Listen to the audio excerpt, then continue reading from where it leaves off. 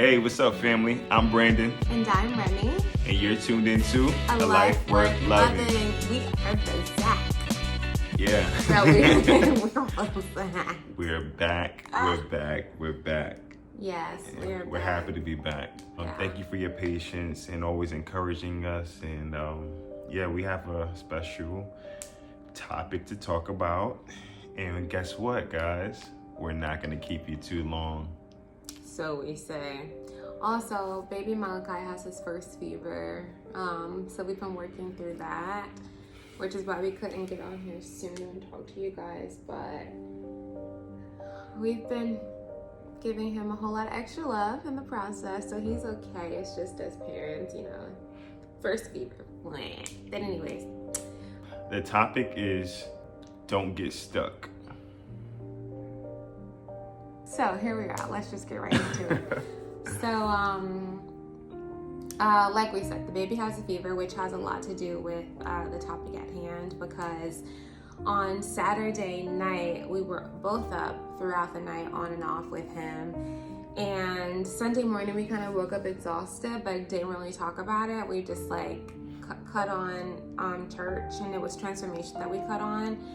And there was a guest pastor, because we typically would do elevation before we go to church, but it was a little bit too late. Yeah, we get up earlier before church, but this time we slept. But this time it was later, so it was 9:30, and we put on transformation, and there was a guest pastor. His name was Jerry Flowers, and I caught the part where he was like, live streaming should not take the place of going to church in person.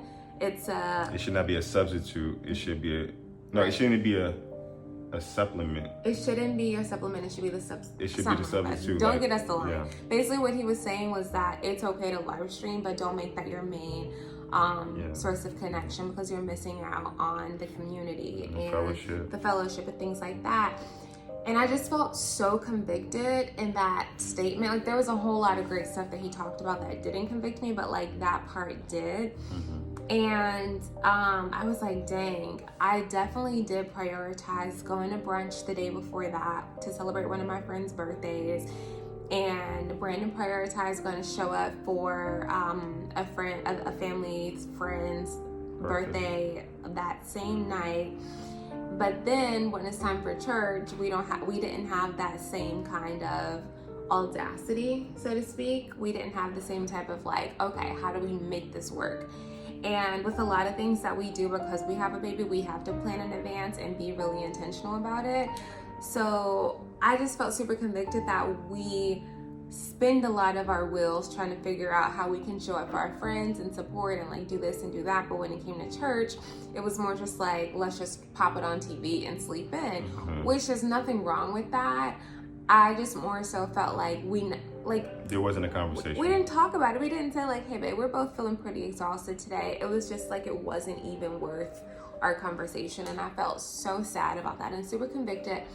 And I told Brandon about it while he was in the kitchen cooking. I was I just feel really convicted about that church message today.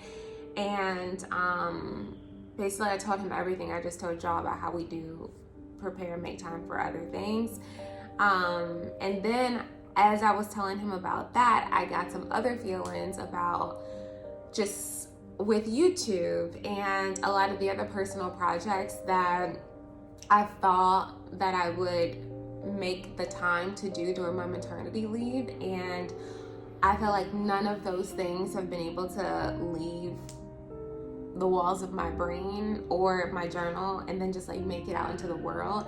So then my conviction in one area spilled into my conviction in another area, and then I just started to become really overwhelmed about all the things that I felt I was doing wrong. And I was just I felt, not to say that I'm wasting my maternity leave, because that is absolutely incorrect. And one thing that God did reveal to me is that my maternity leave is just that. It's leave to be a mother, and it's time away from work to look over my little one and to spend more time as a family unit of the three of us. And if all of the things that I wanted to do for my personal projects ended up manifesting, then that would have taken away from the time that I have with the baby. So then having that conversation with Brandon, he ended up taking on, because I realized that you felt a little laid down for the rest of the day. Yeah, because I kind of like, sometimes I wrap our feelings all in one, and I try to, yeah, I got it. Yeah, I'll wrap our feelings all in one, and I mean, I didn't really feel too bad about not going to church. I was like, of course I wanted to be there, but I was so tired because we didn't really sleep the night before. It was kind of like we just didn't speak on it, and it was like I thought we just came to an understanding, but yeah, that's what we had. But church convicted Remy, and then when Remy shared it with me, I think I carry her disappointment, and I feel it. So with Remy feeling disappointed and down, I took that on as well, and I was like, Dad, well, okay, I guess there is something here that we should talk about and look ourselves in the mirror, because it wasn't just church, it was our commitments, the things that we said that we were going to do together. And when Remy feels disappointed, I feel that also. So one of the not larger topics, but within that conversation about maternity and everything, that was a really difficult piece, because I remember before maternity leave actually started, and just knowing that we had this time where Remy was going to be home and out of the office, and how much free time she was going to have, and the excitement of, oh, we can do this, and oh, that passion project that I had that I wanted to do, we can do it while I'm home. I'll have more time. And it's just so interesting that when we're blessed with these gifts, we try to make it more than what it really is supposed to be. And not saying that's a bad thing, but the gifts that we have, it shows that the gifts that we have do have a specific purpose, and we have to operate in that purpose and not make other expectations for that gift, So Remy's been using that gift really. She's been using the gift and working the gift of time and availability to the best of her ability. She's been doing amazing, and that gift is maternity leave. So it was important for us to just really sit in that moment and let Remy reflect on what she's been able to actually do. And that is take care of Malachi, and then, take care of the household, and take care of me and Brooklyn. And me. And her, yeah. So she's been doing what she needs to do. There's a time and a place for our passion projects, but this season that we're in wasn't exactly it, even though there was time, Yeah, it's just like, what kind of time? Yeah. Because the problem for me is that, well, before we get to the problem, the truth is, I've worked my whole life, as I said on here before, ever since I was 12 or 13 or something, I've always had a job. So while there's a lot of, while I was really looking forward and really excited for the leave, the 6 months off of work to be with my husband and to be with my baby, in my mind I was like, and this also frees up my brain to be able to spend the time that I would be spending at work on personal projects and getting things out. And because I had that expectation on this time, I felt like whenever I wasn't working towards my personal projects, or something that we wanted to launch together, or being more intentional about our YouTube, or all the things, I would feel like I was misusing my time, not realizing that that was not a part of God's plan for this time. It was my plan for the time. But if it was God's plan for the time, then there would have been more of a natural progression into those things, and not something that I feel like, oh my God, I didn't do this, I didn't do that. Like it started to become a burden, and I started to feel like I was failing at something that was never supposed to be a part of my repertoire in this season. Yeah. But that's not something I realized until last night. So I've been carrying these feelings of being ungrateful, which is a problem in itself, because I've been like complaining about how I didn't do this and I didn't do that, but not once did that turn into like, I'm so happy that all day I get to just look at this no face. Like, that's the true blessing. Like, the actual purpose of the leave is to spend time with my baby. And I've been instead of looking at this whole like time, which is 6 months, instead of looking at this time as like, oh, I've had 4 great months and we have 2 more great months, I've been so sad, like, oh, it's ending. We only have 2 months left.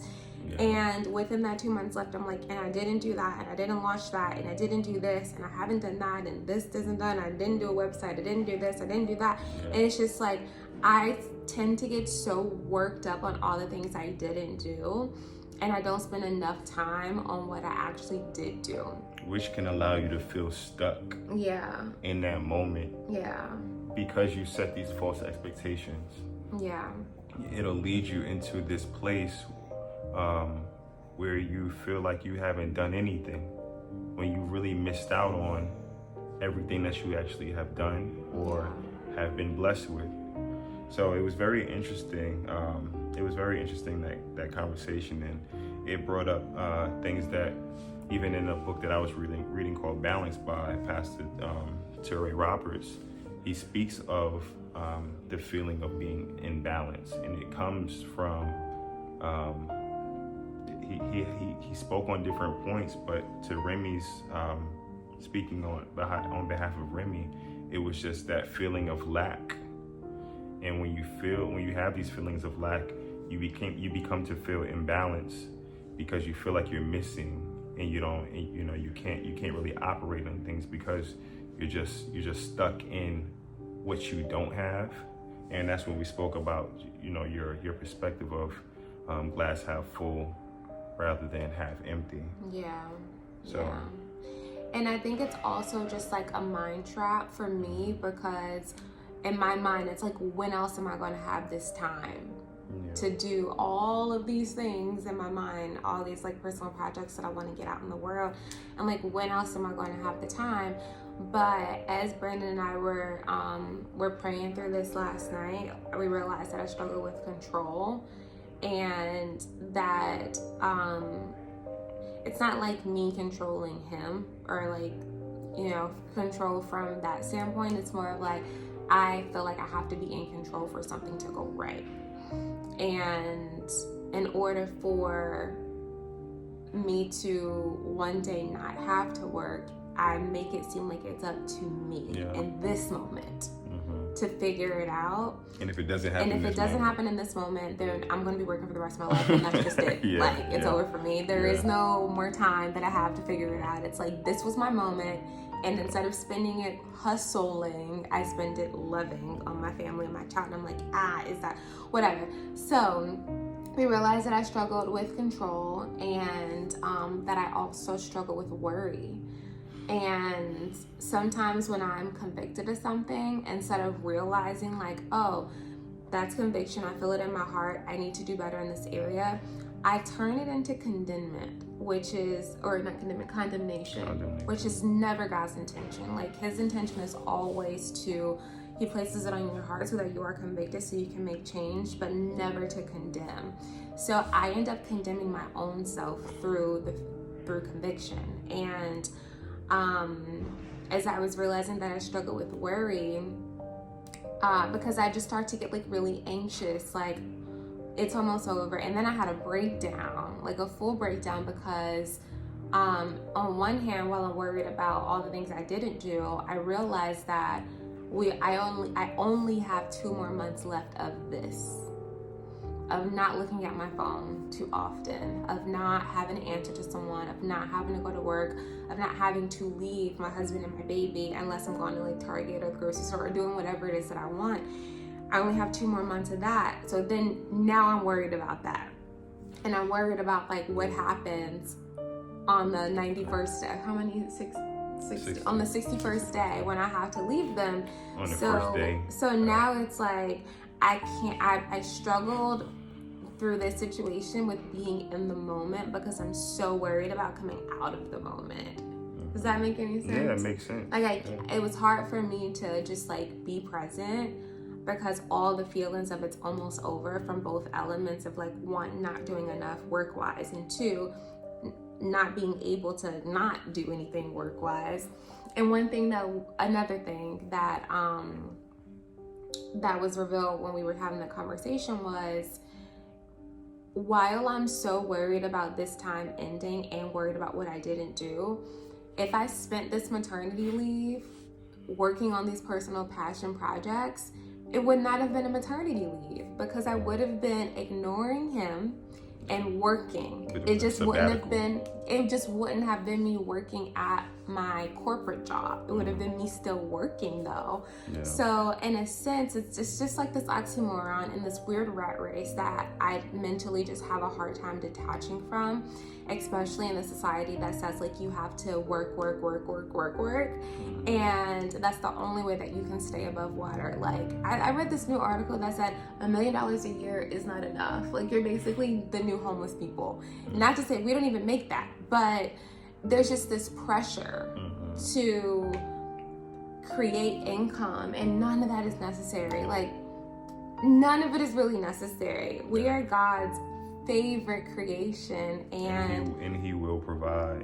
And he will, and he has. He will like provide. Yeah, and that's what we crazy ways for us. And I'm paid maternity leave. Like I'm 100% maternity leave paid.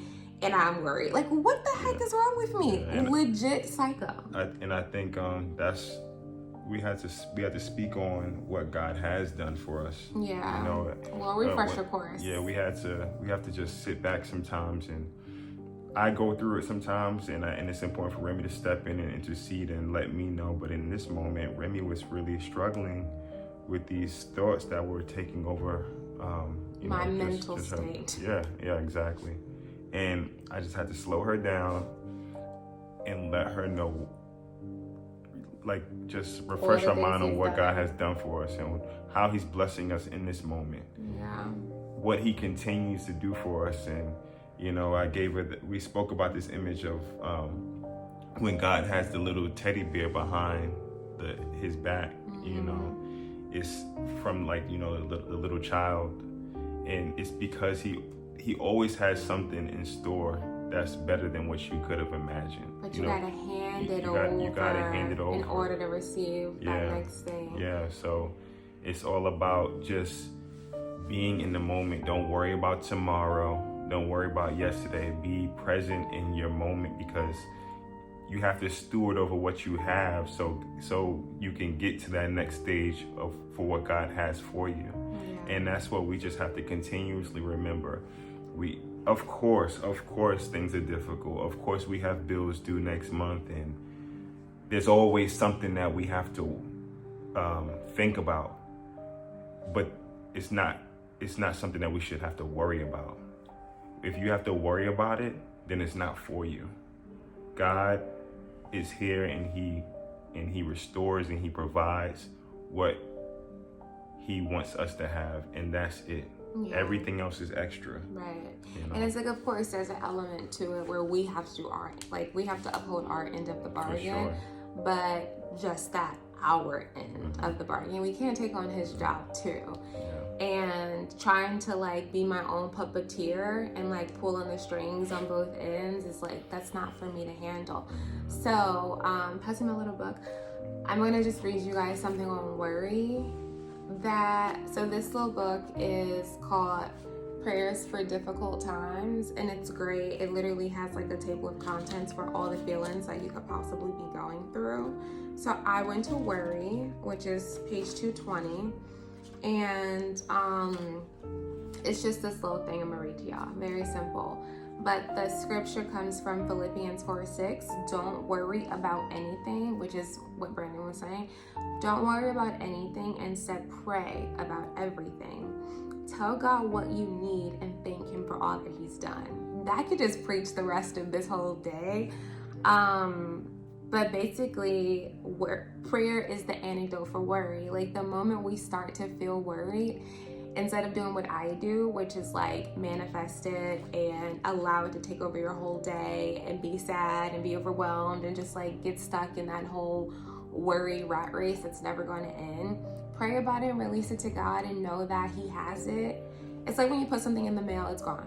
Like you can't get it back unless you return to sender. But just like handing it over to God and then leaving it, releasing it, knowing that it didn't just go away. It's now in the hands of your maker, and he will do exactly what's supposed to be done with that worry and turn it into something for your good.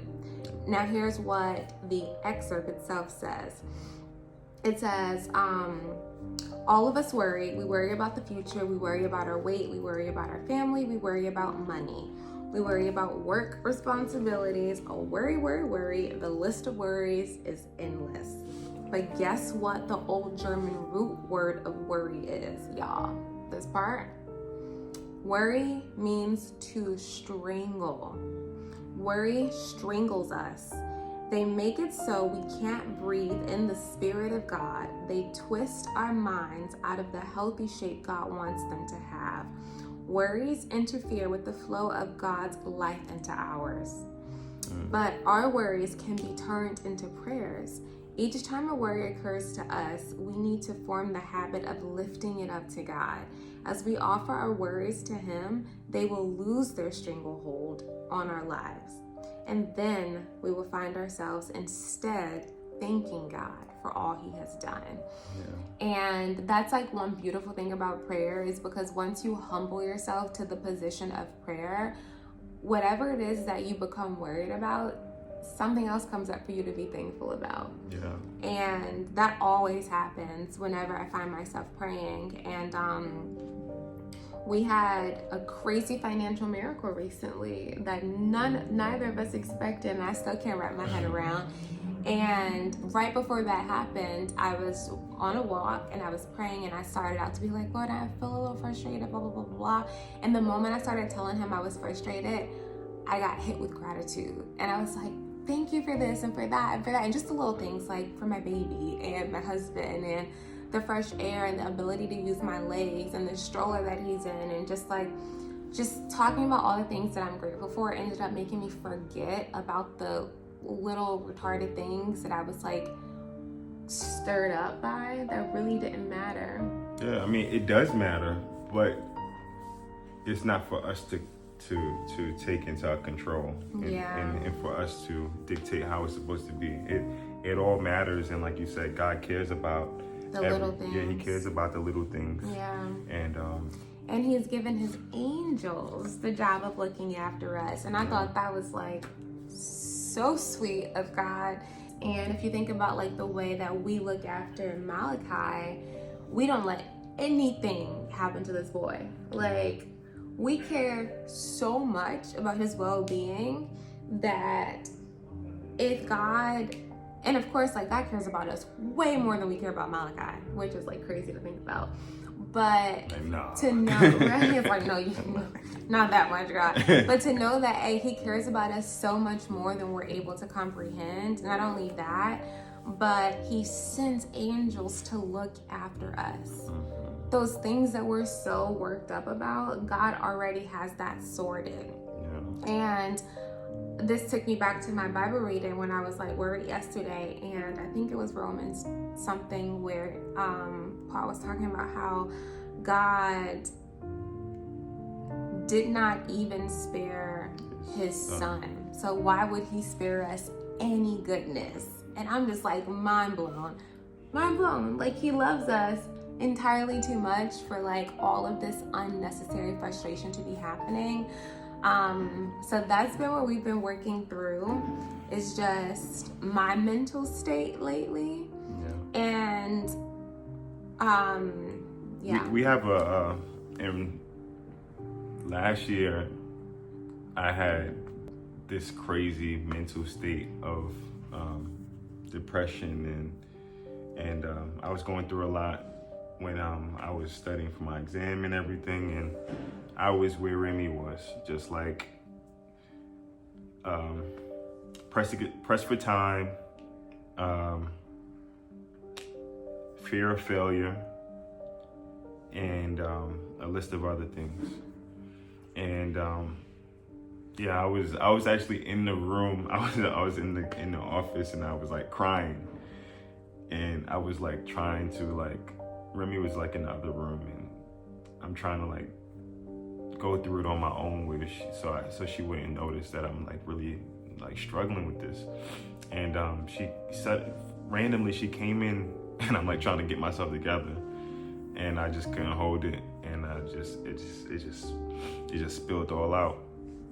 And she gave me this exercise to do. And basically, I just want to encourage y'all to do this. You know, together by yourself, you can even do this. You can even bring this exercise to someone that you find that may be struggling with fear and just something that they're just holding on to that they shouldn't have. They shouldn't be worrying about. And basically, Remy put a basket in front of me. She made like this basket with her hands. And she had me close my eyes, and whatever I'm dealing with, so I'm dealing with fear, I'm dealing with anxiety, I'm dealing with fear of failure, all these things, worry. Yeah. So each item that I'm struggling with, I have my eyes closed and I put it in the basket. And I call it. You identify what you're going through. And that's what you have to do. You have to identify it and put it in the basket. And at the end, when you're done with everything that you've identified, you take that basket and you hand it up to God. So it's like it's just the visualization of you handing it over to God, because that's what you have to do. Mm-hmm. And sometimes we say it like, I'm giving this up to God. Jesus, take the wheel, right? You say it, but you're still holding on to it. You're still holding on to it. Sometimes we need action behind our words. And honestly and truly, that really changed me and helped me so much. So and you did that for me last night. That's why I brought it up. I'm like, that helped. As I was like having a full breakdown, I couldn't even get my words out. When I was just telling Brandon about how I'm so sad to leave this time with him and Malachi, and he just took me in the hallway. I don't know why we had to leave the kitchen. Oh, because I was crying. He took me to the bathroom. But we walked into the hallway, and he prayed over me, prayed over our family, prayed over my mind and my thoughts. And at the end of that prayer, he made the basket, and he's like, call it out. What are you putting in here?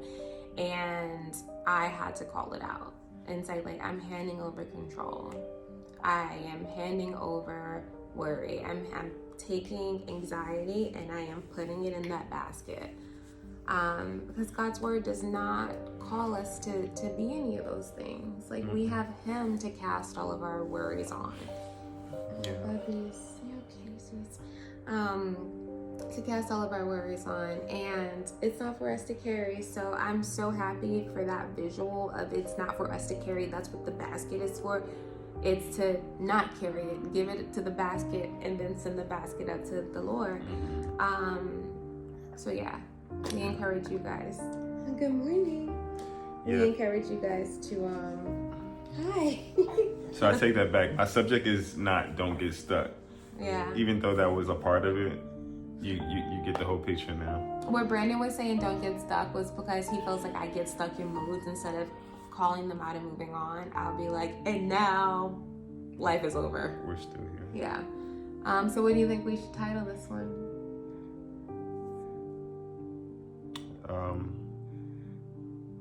Look into Remy's mental state. I don't know. But anyways, we'll figure that part out. But we do just we wanted to bring a different level of transparency. Hi, puppies. Hi. Hi, you wanna hang out with Daddy? You wanna go hang go, Daddy.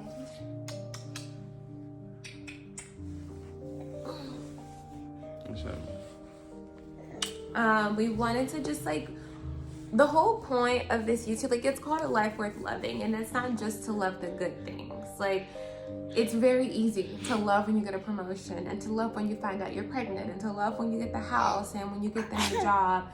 All those things are worth loving, but so are the sad times too. Like, the time that we lived in yesterday was very rough, and that's also worth loving. And we just want to make sure that we have a very balanced, a very balanced table of content, so to speak, so that we're not just giving you all the good, but we are talking to you about the real things that we struggle with, and the accurate feelings that we're going through, and how we work through them to end up being okay on the other side.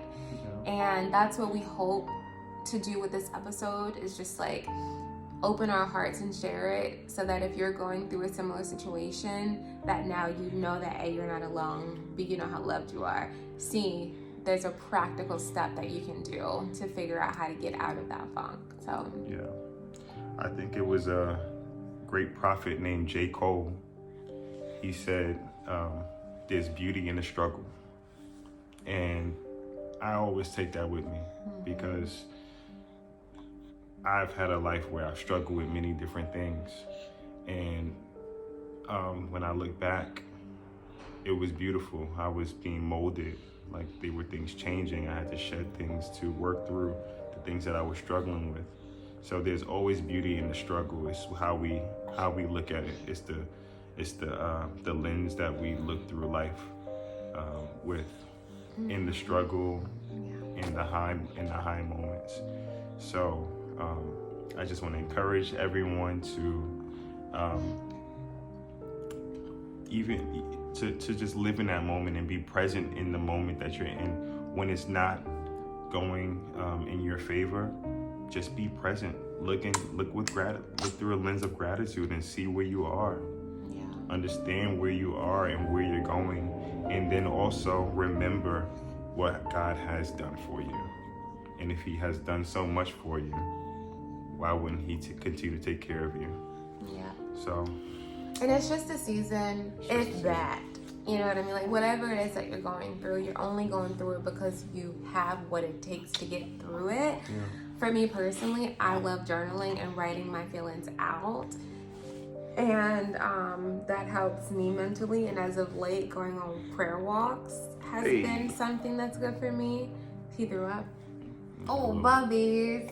That's been something that has been good for me. So we encourage you to do what helps you out. But yeah, now that Malachi's awake, we're going to go because he's not feeling well. We just want to give him our love right now. And we love y'all too. Yeah. Thank you for joining us. Anything you want to add, babe? No, I think we said it all. I'm glad that you're doing better. I will say that. And I pray that you continue to open up and communicate and talk about what you're going through. I pray that we have enough paper for you to journal. There's not enough paper anymore. Because I know how much journaling helps you, and I'm always here for you, and Malachi's always here for you. So don't be afraid to talk it out. We're here to pray over you and pray for you because we need you. Yeah. So however we can help you get through what you're going through, we'll do that. I know, and I love you for it. Me too. God gave me the perfect partner, y'all, because anyone else would be like, that's too much for me. I'm out. So I really do appreciate the fact that whenever I am in a situation like this, I don't feel like I'm alone. Sometimes it takes me a long time to talk about it because I don't always have the words, I just have the feelings. And if you guys follow me on Instagram, I made a post the other day about how we should focus less on our feelings and more on the facts. And that's one thing that I'm living through right now. So I just want to encourage you guys to do that too. It's like, of course you may be feeling anxious, but just know that you are not made of You're not made to have a timid spirit or one of fear, but to have a sound mind. And whatever it is you're going through, you're not alone. So, love y'all. Love y'all. Love you. Say bye-bye. Say bye-bye.